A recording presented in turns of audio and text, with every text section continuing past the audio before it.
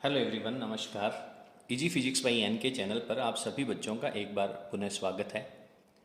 प्रयोगशाला सहायक भर्ती परीक्षा का भौतिक विज्ञान का सिलेबस हमारा चल रहा है और इसमें हमने कल जो एक टेस्ट आप लोगों को उपलब्ध करवाया था, आज हम उसके प्रश्नों का हल पढ़ेंगे।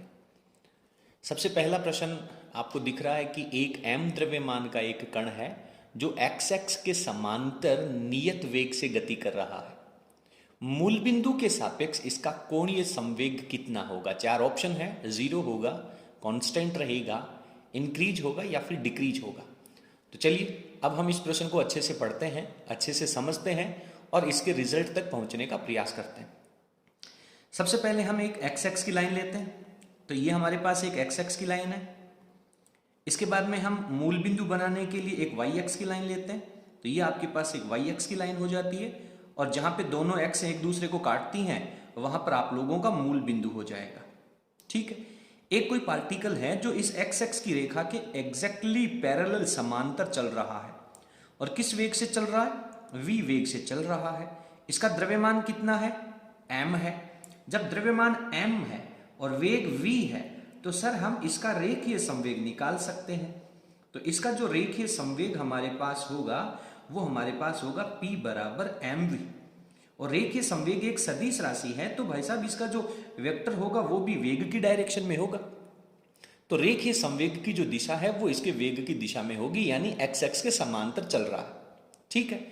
सवाल ये कह रहा है कि आपको अलग अलग स्थितियों में इसका टोटल कोणीय संवेग हमें निकालना है। तो कोणीय संवेग निकालने के लिए हम 3 पॉइंट फिक्स कर लेते हैं। पहला पॉइंट मैं ले लेता हूं कि जब ये A पॉइंट पर है इस समय इसका कोणीय संवेग क्या है।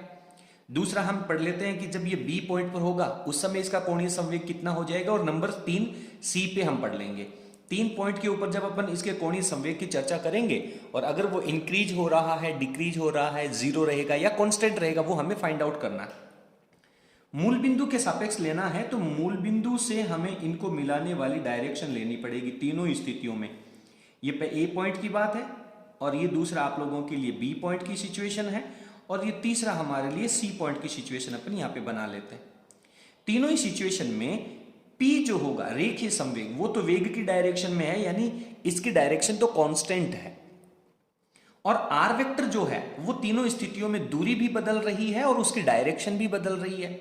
तो पहली वाली जो सिचुएशन है इसमें मैं R वेक्टर कह देता हूं, दूसरी सिचुएशन में मैं इसे R डैश वेक्टर कह देता हूं और तीसरी सिचुएशन में इसे हम R डबल डैश वेक्टर कह देते हैं। तो संवेग की जो डायरेक्शन है वो आपके पास ये है और R वेक्टर की ये। इन दोनों के बीच में जो एंगल बनेगा उसको हम थीटा कह देते हैं पहली सिचुएशन में। दूसरी सिचुएशन में जो एंगल बनेगा उसे हम थीटा डैश कह देते हैं और तीसरी सिचुएशन में हालांकि थीटा तो चेंज ही हो रहा है तो थीटा डबल डैश अपन इसे कह देते हैं। अब हमें निकालना है कोणीय संवेग। तो सर कोणीय संवेग जो होता है उसका हमारे पास एक फॉर्मूला होता है कोणीय संवेग। मैं यहाँ पे आप लोगों को इसको समझाने के लिए इतना डीपली लिख रहा हूँ, इतना अच्छे तरीके से लिखने का प्रयास कर रहा हूँ। जब आप लोगों को कंपटीशन में जाना है दैट टाइम आप लोगों को इतना अच्छे से इसको लिख करके सॉल्व करने की जरूरत नहीं है। तो हमारे पास कोणीय संवेग होता है स्थिति सदिश और रेखीय संवेग का सदिश गुणनफल। इसके बाद में चाहे तो आप जब क्रॉस को हटाएंगे तो साइन थीटा लगेगा। तो साइन थीटा का मतलब अपन ये कह सकते हैं कि सर स्थिति सदिश का जो लंबवत घटक है वो और P का गुणा होना है। या फिर आप इसे ये भी कह सकते हैं कि सर स्थिति सदिश को तो रहने दीजिए और जो संवेग है उसका आप लंबवत घटक ले लीजिए। तो दो सिचुएशन आपके पास है। तो हमें यहाँ पे क्या करना होगा कि जो रेखीय संवेग है उसकी डायरेक्शन तो फिक्स है तो हमें स्थिति सदिश का लंबवत घटक ले लेना चाहिए। तो इस रेखीय संवेग के ऊपर जब आप मूल बिंदु से लंब खींचेंगे तो ये वाली लाइन आएगी और यहां से आप इसको अलग अलग यहां से लंब खींच करके भी शो कर सकते हैं क्योंकि ये जो लंब होगा वो ही इन तीनों स्थितियों में x के ऊपर ये आएगा। तो आप तीनों को अलग अलग लेकर के यहां पर भी लंब खींच सकते हैं और मैं यहां पे लिख देता हूं। तो ये लंब जब अपन खींचेंगे तो 90 डिग्री का एंगल बनेगा। तो A पॉइंट की जब सिचुएशन होगी उस समय आपके पास जो कोणीय संवेग आएगा उसको मैं लिखता हूं JA और ये वैल्यू आ जाएगी सर RP साइन थीटा। क्योंकि स्थिति सदिश है उसको हमने R कहा है और थीटा को हमने कोण ले रखा है। तो इसके सामने वाला जो एंगल होगा वो आपके पास ये थीटा रहना ही है और ये जो स्थिति है वो आपके पास R साइन थीटा बन जाएगी पहले केस में। यहाँ पे थीटा डैश है तो ये एंगल भी थीटा डैश होगा, ये थीटा डबल डैश है तो ये थीटा डबल डैश होगा। और यहां से जब आप मूल बिंदु से इसके रेखीय संवेग के ऊपर लंब खींचेंगे तो बार बार तीनों सिचुएशन में यही लाइन आने वाली है, लेकिन r के साथ में r डैश बदल जाएगा, अगली सिचुएशन में r डबल डैश, उसके साथ साथ में एंगल भी बदल रहा है। तो ये मेरे पास पहली सिचुएशन होगी। इसके बाद में मैं B पॉइंट की बात करता हूं तो इसे मैं JB से रिप्रेजेंट कर देता हूं, तो ये वैल्यू आ जाएगी मेरे पास r डैश P और उसके बाद में साइन थीटा डैश, नंबर 2 लिख देते हैं। उसके बाद में JC की बात कर लेते हैं तो ये आपके पास हो जाएगा r double dash P sine theta double dash. ठीक है, तो तीनों सिचुएशन में आप देख रहे हैं कि ये जो r साइन थीटा है, पहले केस में भी यही लाइन है, दूसरे केस में जो r dash sine theta dash आएगा वो भी यही दूरी आएगी, तीसरे केस में भी यही दूरी आएगी, और रेखीय संवेग जो है वो सब में इक्वल रहना ही है। क्यों? क्योंकि द्रव्यमान m दे रखा है और इसका वेग है वो आप लोगों को बहुत अच्छे से कह रहा है कि नियत वेग से गति कर रहा है। तो p आपका कांस्टेंट हो गया और r साइन थीटा, हालांकि अकेला r जरूर बदल रहा है, इसमें r है, इसमें r डैश है, इसमें r डबल डैश है, लेकिन जब आप r और साइन थीटा दोनों का सेगमेंट एक साथ लेंगे, यानी लंबवत घटक जब आप लेंगे तो वो तीनों सिचुएशन में नियत है, बराबर है। तो यहां पे आप लोगों का इसका जो आंसर है वो आपका ऑप्शन नंबर बी जो है, जो कांस्टेंट वाला ऑप्शन है, वो आपका राइट आंसर हो जाता है। तो उम्मीद करता हूं कि आपको ये प्रश्न है वो बहुत अच्छे से समझ में आ गया होगा। चलिए अब अपन अगले प्रश्न में चलते हैं। क्वेश्चन नंबर 2 हमसे कह रहा है कि मूल बिंदु O के सापेक्ष स्थिति सदिश r वेक्टर है, रेखीय संवेग p वेक्टर है और m द्रव्यमान का एक कण है। 3 चीजें दे रखी हैं।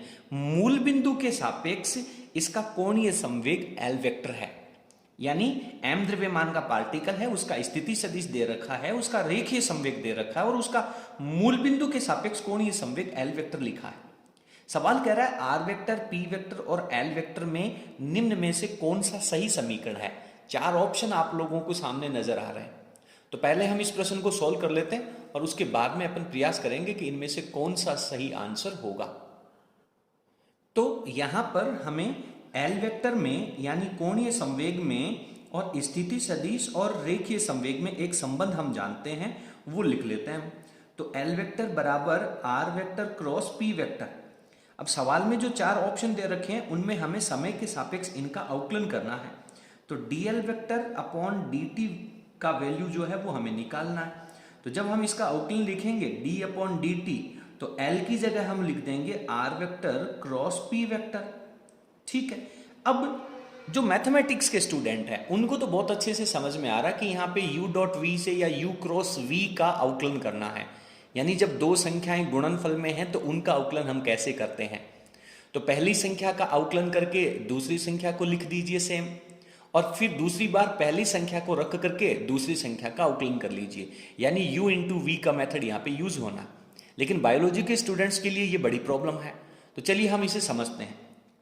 तो 2 संख्याएं आपके पास r और p वेक्टर हैं, दोनों के बीच में सदिश गुणनफल है, तो इनका अवकलन करना है। तो पहले आप r का अवकलन कर लीजिए, तो ये आपके पास आ जाएगा dr वेक्टर अपॉन dt, और ये जो p है वो सदिश गुणनफल में इसके साथ ऐसा का ऐसा और वो भी इसके बाद में लगना है। उसके बाद में प्लस का फॉर्मूला लगेगा, क्योंकि u और v का जब मल्टीप्लिकेशन होता है और उसका अवकलन करते हैं तो बीच में प्लस का निशान आता है। अब हमें r वेक्टर को ऐसा का ऐसा छोड़ देना है, वापस वही क्रॉस लगाना है और p का अवकलन कर देना है। तो ये हमारे पास dp वेक्टर अपॉन dt हो जाएगा। ठीक है, अब एक बात आप बहुत ध्यान से सुने कि सर r वेक्टर और जो p वेक्टर है इन दोनों की हम डायरेक्शन की बात करते हैं। अब आप जानते हैं कि सर r वेक्टर का जब हम अवकलन करेंगे तो हमारे पास वेग आएगा, ठीक है, v आ जाएगा, और वेग की डायरेक्शन और p की डायरेक्शन एक ही दिशा होती है, क्योंकि रेखीय संवेग की जो डायरेक्शन होती है वो हमारे पास p की डायरेक्शन होती है, क्योंकि हम एक फॉर्मूला लिखते हैं p vector equals to mv vector. तो v की जो डायरेक्शन होगी वही p की डायरेक्शन होगी, और v की डायरेक्शन क्या होगी, जो dr अपॉन dt की डायरेक्शन होगी। तो कहने का मतलब 2 सदिश राशियां हैं और वो दोनों एक ही दिशा में जा रही हैं और दोनों का सदिश गुणनफल करना है। तो दोनों का सदिश गुणनफल जब हम करेंगे तो भाई साहब i cap cross i cap तो 0 होता है। जे कैप क्रॉस जे कैप ले लो वो भी जीरो, के कैप क्रॉस के कैप ले लो वो भी जीरो। इसका मतलब ये जो पार्ट है इसका तो हमारे पास ये जो गुणनफल है वो जीरो आ जाएगा। और इस पार्ट को आप दूसरी तरफ भेज दीजिए तो आपके पास रिजल्ट क्या बनेगा सर? हम लिखेंगे D L vector upon D T, और इस पार्ट को जब आप दूसरी तरफ भेजेंगे तो minus R vector cross DP vector upon D T. और इसका जो अवकलन था पहले पार्ट का वो क्या था हमारे पास? जीरो था। तो ये आपके पास इसका राइट आंसर आ जाता है। तो अब हमें मैच कर लेना कि नीचे जो आपको इक्वेशन दे रखी थी, ऑप्शन दे रखे थे, उनमें से कौन सा ऑप्शन आपके पास मैच खाता है इससे। तो जब आप चौथा ऑप्शन देखेंगे DL vector upon D T minus R vector cross DP vector upon D T बराबर जीरो, तो इस तरीके से इसका जो राइट आंसर है वो आपके पास ऑप्शन नंबर डी हो जाता है। उम्मीद करता हूं कि ये प्रश्न आपको बहुत बेहतरीन तरीके से समझ में आ गया होगा। ये आइडियल प्रश्न है, ये प्रश्न as it is competition exams के अंदर पूछे जाते हैं। बहुत सारे प्रतियोगी परीक्षाओं में बार बार ये प्रश्न पूछे गए हैं। इसलिए हालांकि मैं आपको ये नहीं कहूंगा कि आपको इन प्रश्नों का जो उत्तर है उसको रट लेना है, लेकिन आप इनको समझ करके सॉल्व करें, बार बार अभ्यास करें, ताकि जब आपको परीक्षा में ये प्रश्न मिले तो आप बहुत एक्यूरेटली और बहुत मतलब फटाटेदार समय के साथ कम से कम समय का यूज करके और आप इसका सही आंसर लिख सकें। चलिए अगले प्रश्न में चलते हैं।